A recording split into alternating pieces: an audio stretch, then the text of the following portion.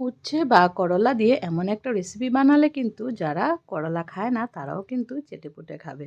তো বন্ধুরা, কেমন আছেন সবাই? আশা করি সবাই ভালো আছেন, আমিও ভালো আছি। তো চলুন আজকে একটা উচ্ছে দিয়ে একটা রেসিপি করছি।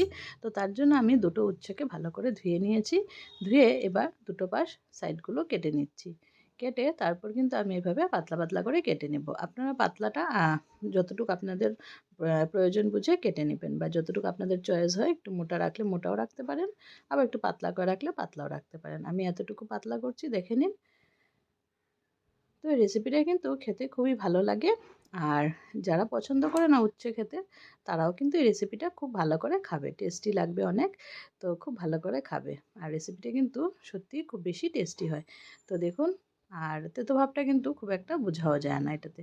তো তার জন্য এই রেসিপিটা অবশ্যই আপনারা একবার ট্রাই করবেন। তা আমি যেভাবে বানিয়েছি সেটা আমি শেয়ার করে দিচ্ছি আপনাদের সাথে। আপনারা কিন্তু ফুল ভিডিওটা দেখবেন, কেউ স্কিপ করবেন না, তাহলে বুঝতে পারবেন না আমি কীভাবে বানিয়েছি। তো দেখুন, উচ্ছেটাকে আমি এখন এভাবে করে কেটে নিচ্ছি। আর উচ্ছেটা কাটার পর যদি দেখেন যে ভিতরে বীজ আছে, তাহলে বীজগুলো ফেলে দিলেই হলো। তা আমি যেগুলো বিচি ছিল ভিতরে, সেই বিচিগুলো আমি ফেলে দিয়েছি। না হলে কিন্তু এটা খেতে ভালো লাগবে না, তার জন্য বিচিগুলো অবশ্যই ফেলে নেবেন। তো আমার কাটা হয়ে যাচ্ছে।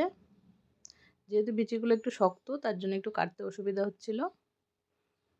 তারপর আমি একটু করে কেটে নিয়েছি। এখন বিচিগুলো, যেগুলো বিচি আছে যেগুলোতে, সেগুলো আমি ফেলে দেব। যেগুলো একদম খুব কচি বিচি সেগুলো না ফেললেও হবে, আর যেগুলো একটু হার্ড শক্ত সেগুলো ফেলে দিতে হবে। তো এই যে দেখুন, কেটে নিলাম। এবার এই যে মাঝখান থেকে বিচিগুলো আমি বের করে নিচ্ছি। তো সবগুলো বিচি এভাবে করে ফেলে দিচ্ছি, ফেলে পরিষ্কার করে নিলাম। দেখুন, এবার এটাকে আপনারা চাইলে কিছু সময় নুন মেখে রেখে দিতে পারেন, যাতে তেতো ভাবটা বেরিয়ে যায়।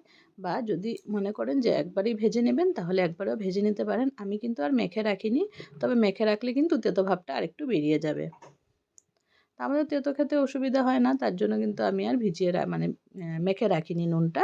তো আপনারা মেখে রাখতে পারেন, শুধু নুনও মাখতে পারেন বা নুন হলুদও মেখে রাখতে পারেন কিছু সময়। আর তারপর আমি দুটো টমেটো নিয়ে নিয়েছি। টমেটোগুলোকে আমি রাফলি কেটে নেব, কারণ এটাকে পেস্ট করব। তার জন্য একটু বড় বড় করে কেটে নিলেও হবে। আর আমি কি কি মশলা পেস্ট করব একসাথে আমি দেখিয়ে দিচ্ছি। টমেটোটা কেটে নিন, তারপর আমি দেখিয়ে দিচ্ছি কি কি পেস্ট করব। তো টমেটোটাকে এভাবে টুকরো করে নিলাম।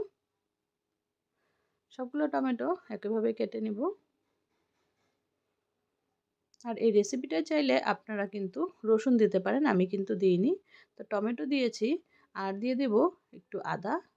আদা টুকরো করে রেখেছি, তো সেটাও দিয়ে দেব, মানে এগুলো একটু পেস্ট হবে। আর তারপর একটু চিনেবাদাম রোস্ট করে আমি এটার মধ্যে দিয়ে দেব। এই তিনটা জিনিস দিয়ে কিন্তু আমি একটা মশলার পেস্ট বানাবো। আপনারা যদি চান এখানে কাঁচা লঙ্কাটা পেস্ট করে দেবেন, তাহলে কাঁচা লঙ্কা দিতে পারেন। আমি কিন্তু শুকনো লঙ্কার গুঁড়ো দিয়েছিলাম, তার জন্য আর কাঁচা লঙ্কা দিইনি। আপনারা চাইলে কাঁচা লঙ্কা এখানে একবারে পেস্টের মধ্যে দিয়ে দিতে পারেন। তো টমেটোটা দেখুন কাটা হয়ে গেল। এবার কিছুটা আদা নিয়ে নিচ্ছি। এই যে দেখুন, অল্প করে আদা নিয়ে নিলাম। এই দুটো পেস্ট করব। আর এখানে একটু চিনেবাদাম আমি একটু ভেজে নিচ্ছি শুকনো খোলায়। তো এই যে নাড়াচাড়া করে সামান্য একটু ভেজে নিয়ে তারপর কিন্তু পেস্ট করে নেব। তো নাড়াচাড়া করে নিচ্ছি, এটা কিন্তু রোস্ট হয়ে যাচ্ছে। হয়ে গেছে দেখুন, নামিয়ে নিয়েছি। এটাকে একটা পেস্ট বানিয়ে নেব, স্মুথ পেস্ট বানাতে হবে এটা, তাহলে কিন্তু রেসিপিটা খুব বেশি ভালো হবে। তো এবার আমি কড়াইয়ের মধ্যে দিয়ে দিচ্ছি সামান্য একটু সরষের তেল। তেলটা দিয়ে আমি কিন্তু উচ্ছেগুলো ভেজে নেব। আর আপনারা যদি মেখে রাখেন, নুন মেখে রাখেন কিছু সময়, তাহলে আধ ঘন্টার মতো নুন মেখে রেখে তারপর কিন্তু আপনারা এটাকে ভেজে নেবেন। তাহলে আরও তেঁতোটা যতটুকু বেরোনোর সব বেরিয়ে যাবে। আমি একবারেই দিয়ে দিলাম। দিয়ে এবার নুন হলুদ দিয়ে নাড়াচাড়া করে নেব, আর একটু ভালো করে ভাজবো। ভালো করে ভাজলে কি হবে, তেতো ভাবটা এমনিতেই কমে যাবে। তো সামান্য একটু নুন দিয়ে দিলাম, আর দিয়ে দিচ্ছি হলুদ। দিয়ে সুন্দর করে কিছু সময় ফ্রাই করব। তো ফ্রাই করতে করতে কিন্তু এটা একটু লাল লাল হয়ে যাবে। তো ততক্ষণ ফ্রাই করব, দুটো পাশ ভালো করে লাল হয়ে যাবে ততটুকু সময় আমি ফ্রাই করে নেব। তো একটু ছড়িয়ে দিচ্ছি যাতে ভাজাটা ভালো করে হয়ে যায়। আর উচ্ছেটা ভাজা হতে হতে আমি কিন্তু মশলাটা রেডি করে নেব। তো আমি এখন দিয়ে দিচ্ছি এটার মধ্যে টমেটো, আদা আর চিনেবাদাম, এগুলো দিয়ে একটা পেস্ট করে নেব। খুবই ইজি একটা রেসিপি, আর খুব একটা সময়ও লাগে না, চটজলদি কিন্তু রেডি হয়ে যায়, আর খেতে কিন্তু অপূর্ব লাগে, আর একদম অন্যরকম একটা টেস্ট। আর এই রেসিপিটা বানালে কিন্তু সত্যিই সবাই খুব ভালোভাবে খাবে। আমাদের ঘরে তো যারা উচ্ছে পছন্দ করে না তারাও কিন্তু একদম চেটেপুটে খেয়েছে, খুব ভালো লেগেছে। আর গ্রেভিটা এত বেশি টেস্টি হয় যে এমনিতেই খাওয়া হয়ে যায় এরকম। তারপর দেখুন এই যে উচ্ছেটা আমার এখন ভাজা হয়ে গেছে লাল লাল করে। তো উচ্ছেগুলোকে আমি নামিয়ে রেখে দেব। নামিয়ে রেখে যে মশলার পেস্টটা করেছি সেটা কিন্তু আমি কড়াইয়ের মধ্যে দিয়ে দেব। তো কয়েকটা উচ্ছে একটু কম ভাজা হয়েছিল, সেগুলো আমি একটু উল্টে দিলাম। যেহেতু আমি একদম কুড়কুড়া করে ফ্রাই করেছি, একদম রেড হয়ে গেছে দেখুন, খুব সুন্দর করে ভেজেছি। তা এর জন্য কি হয়েছে, তেতো ভাবটা অনেকটা কমে গেছে। আর আপনারা যদি নুন মেখে রাখেন তাহলে কিন্তু আরও বেশি তেতো ভাবটা বের হয়ে যাবে। তো এখন এটা নামিয়ে নেব। আর এই কড়াইয়ের তেলের মধ্যে কিন্তু এই যে মশলাটা পেস্ট করলাম মাত্র, সেটা কিন্তু দিয়ে দিলাম। একটু মিক্সির বাটিটা ধুয়ে একটু জলটা দিয়ে দেব, দিয়ে এবার সুন্দর করে নাড়াচাড়া করে নেব। তো কিছু সময় নাড়াচাড়া করার পর কিন্তু তেল ছেড়ে দেবে, তেল ছেড়ে দিলেই বুঝতে পারবো যে মশলাটা কিন্তু একদম রেডি হয়ে গেছে।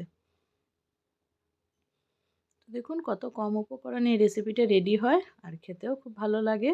তো আপনারা একবার অবশ্যই বানিয়ে দেখবেন আর আমাকে জানাবেন যে রেসিপিটা কেমন লাগলো। আমি এটার মধ্যে এখন একটু পর লঙ্কার গুঁড়ো অ্যাড করে দেব। আপনারা যদি কাঁচা লঙ্কা দিয়ে থাকেন তাহলে লঙ্কার গুঁড়ো না দিলেও হবে, বা যদি কাশ্মীরি লঙ্কার গুঁড়ো একটু দিতে চান যে সুন্দর কালারের জন্য তাহলেও দিতে পারেন। আমি একবারে ঝাল লঙ্কার গুঁড়োটাই দিয়েছি, তাতেই কিন্তু সুন্দর কালারও হয়ে গেছে। আর ঝালটা আপনারা আপনাদের পরিমাণ মতো দিয়ে নেবেন। এই যে দেখুন মশলাটা কিন্তু সুন্দর করে এবার কষানো হয়ে গেছে। এখন এটার মধ্যে একটু লঙ্কার গুঁড়ো দেব। ঝালটা আমি আমার পরিমাণ মতোই বুঝে দিয়েছি, আপনারাও ঝালটা আপনাদের পরিমাণ মতো বুঝে দিয়ে দিবেন। তো এই যে দিয়ে দিলাম লঙ্কার গুঁড়ো, দিয়ে সুন্দর করে কিছু সময় মিক্স করে তারপর গ্রেভির জন্য অল্প একটু জল দেব। এই রেসিপিটা কিন্তু মাখো মাখো হবে, আর আপনারা যদি মনে করেন আরেকটু ঝোল রাখবেন তাহলে আপনারা একটু বেশি করে দিতে পারেন ঝোল। আমার যতটুকু মনে হয়েছিল যে গা মাখা করে রাখলে বেশি ভালো হবে রেসিপিটা, তো সেভাবে আমি গ্রেভিটা দিয়েছি,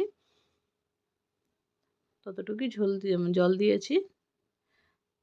যে দেখুন এবার লঙ্কার গুঁড়োটা কিন্তু সুন্দর করে মিক্স হয়ে গেছে। এখন আমি গ্রেভির জন্য জলটা দিয়ে দেব। এটা কিন্তু একটু গামাখা হলেই কিন্তু খেতে বেশি ভালো লাগবে। এখন গ্রেভির জন্য আমি 1 কাপ মতো জল দিয়ে দিয়েছি, আর একটু দেব, দিয়ে একটু নাড়াচাড়া করব কিছু সময়। তারপর উচ্ছেগুলো দিয়ে দেব এটার মধ্যে। এবার ভালো করে মিক্স করে নিচ্ছি, আর একটু ফোটা অবধি ওয়েট করব। ঝোলটা ফুটে গেলে তারপর এটার মধ্যে উচ্ছেগুলো দিয়ে দেব।